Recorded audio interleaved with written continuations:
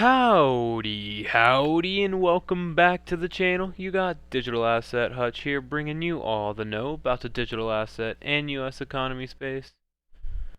And as you guys can tell from today's title, we'll be covering a shake-up to the top 10 in market cap for the crypto industry, as well as more evidence that is coming in that United States won't be that hub for the digital asset world, kind of like it was for the .com era. So if you guys enjoyed today's video, go ahead and drop a like below and subscribe. That way you can stay up to date with all of my most recent content. Let's go ahead and jump into that CBBI data. And you can see here we are still hovering where we'd have the last 5 days at 16. And here are some of those percentages. They are hovering around where they usually do. But let's jump to coin market cap so we can talk about what truly we want to focus on for one of the topics of today's video. And that is going to be Binance USD. As you can see, they have been slipping out of the top 10 within the last couple of months, and that is due to the fact that they are no longer minting their stablecoin.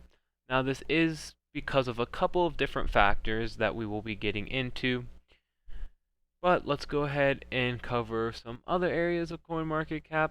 You can see that the market cap for the entire industry is still hovering at that 1 trillion mark. Now, we will show you the market cap on TradingView, which has a little bit more of an accurate number, and you've noticed that they did fluctuate down below the 1 trillion for a bit, and that is important to pay attention to because we were focusing on the 1 trillion market cap for the industry for some while, because you guys do know that we were saying that that is a key level of support, and now it does look like it might be flipping back to resistance. And as you guys can tell here, Bitcoin's price is still just staying in that 22.5 range that it has kind of found as its resting point from that first initial drop. Ethereum is also staying around that 1550 range as well as 1600 level. But let's go ahead and jump into that first story, and you can see here that Binance USD stable coin is fallen below 10 billion, like we mentioned, and that is after that Coinbase delisting.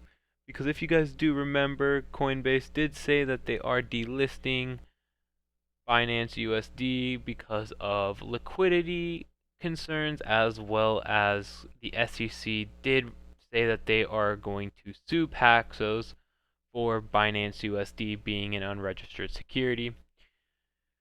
So recently Paxos did say that they are stopping the minting and creation of BUSD because of that possible lawsuit that the United States Security and Exchange Commission is bringing on them for it being an unregistered security. So what essentially that means is now whenever someone is withdrawing their BUSD or they're exchanging it into another currency, another stable coin, maybe Bitcoin or Ethereum, that is moving those funds into that coin, but now instead of BUSD just going into that liquidity pool into a market maker's wallet, it is now just being burned, and essentially once the last BUSD gets moved, there will be no more of this project.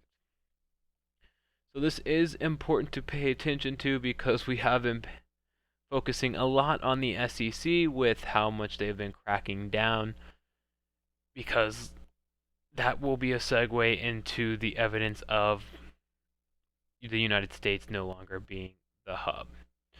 So this is important to highlight for y'all because this $10 billion in market cap does have to go somewhere.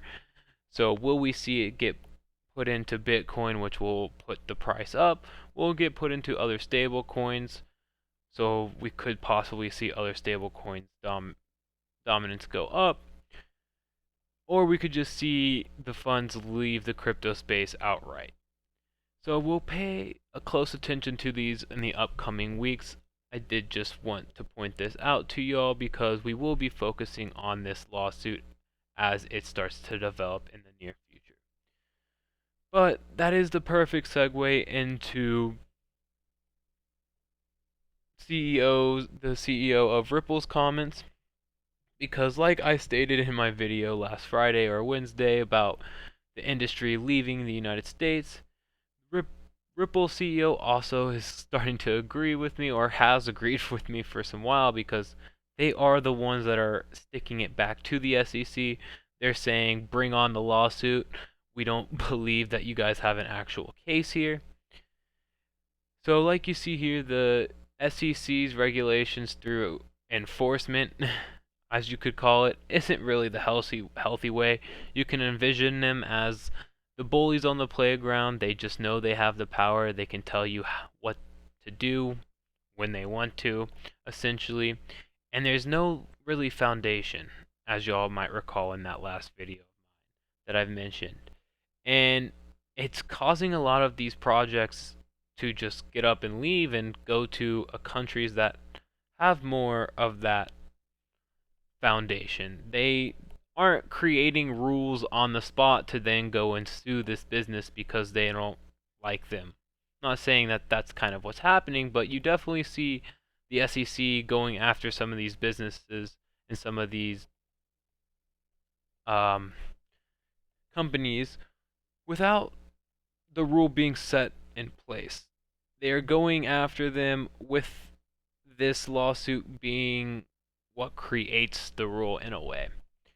And everyone is catching on. You can see here he's also saying that we're going to get behind because you can see Australia, United Kingdom, Japan, and other countries already have started this regulation. Like Australia created its own crypto asset like classification group. So they're going to have its own taxonomy on its crypto's assets, and it has its defined up into about 4 different projects. So at least they have somewhere to start so they can kind of work within the rules that they've at least put forth to them. So they did say that this is a consulting period and they will have feedback, which actually came out last Friday. So we will cover that and give you an up-to-date on how it worked for them. But just tying that back to what's going on here is you can see that a lot of these governments are actually building the rules to put out so they can kind of stay in the lane, whereas the United States is just now bringing the ban hammer on anyone they feel that doesn't fit with what they are believing. So you can see here that the benefits the early adoptions brought on the geopolitical basis to have like the Amazon and Google's based in the United States, we're not really doing that with the crypto aspect. In fact, we're actually doing the opposite, where we aren't benefiting those early adopters. We're actually punishing them by fining them millions of dollars. So definitely keep attention or pay attention to these lawsuits. Essentially, I think you might see a lot more of these companies fight back with the SEC saying, hey, no, you don't have these rules written down yet. But let's go ahead and jump into the last article I have for y'all today, and it is just more evidence that crypto is evolving, because you can see here that Coinbase acquires One River Digital Asset Management. Now you might be thinking to yourself, what does that even mean? Well, who are they? They're essentially kind of an advisory service for institutional clients. So what does this mean? It means Coinbase isn't shying away from the SEC. They're not backing down. They do want to build in the United States and they want us to be the hub. And they're just adding another feature and product to their services already. So they are trying to go ahead and add in that advisory service for institutional clients, kind of developing an asset management business portfolios, what they're trying to obtain here. So I thought this was important to bring to y'all's attention because now it's not really, oh, buying Bitcoin, buying these assets, to use on the ecosystem, or maybe use it to hold for your own investments, but now they're trying to set up portfolios to where they can incorporate this into just your regular securities portfolio. They're trying to advise on maybe it's for a rainy day fund. So this will be interesting to see how Coinbase does incorporate this into their services that are already there, because they are trying to make a shift of what they are known for. They are trying to go away from that stereotypical exchange, and they're trying to build upon that to become a one-stop shop, does it all, essentially. So that's all the stories I do have for y'all today. I am going to go ahead and jump into the charts so I can show you some things that I am looking at, because y'all do know that we already did talk about the potential head and shoulders pattern we are forming. But I went ahead and drew a couple of trend lines here for you, because obviously you see here we are hitting our head on this trend line, or essentially resistance line right now. And we kind of stayed in this range for some short time. So I'm seeing we could possibly return to this range once we do kind of bust out of the smaller range. And I want to point out to y'all the VPVR, because like I described in last week's Monday video, how we typically always fall to the top of the range, which would be all the way down here, or one of the peaks, and whenever we're hovering in this empty space, we typically crash down to where the volume starts to rise. And as you can see, we did this perfectly, because with that crash that we had on Thursday, we fell all the way down and hit our head up in this opening. So make sure you guys do have the VPVR added to your trading charts, because it is important to just kind of stay within those ranges, because as y'all can see here, we are currently trading within the range of 25 and 21K. And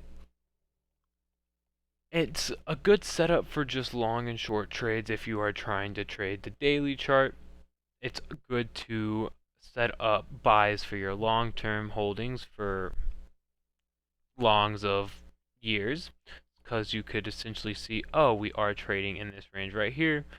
I expect it to drop down to that lower range, and I will buy for 2025's bull run or something like that. So I just wanted to show you all the importance of that VPVR, as well as lastly on the chart, just show you that we did break down below that 50-day weekly moving average. So this could be some bearish signs for the short term.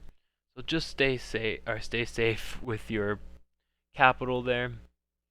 And then lastly, before I go ahead and let y'all go, I want to go ahead and do around the Twitter sphere just one short tweet.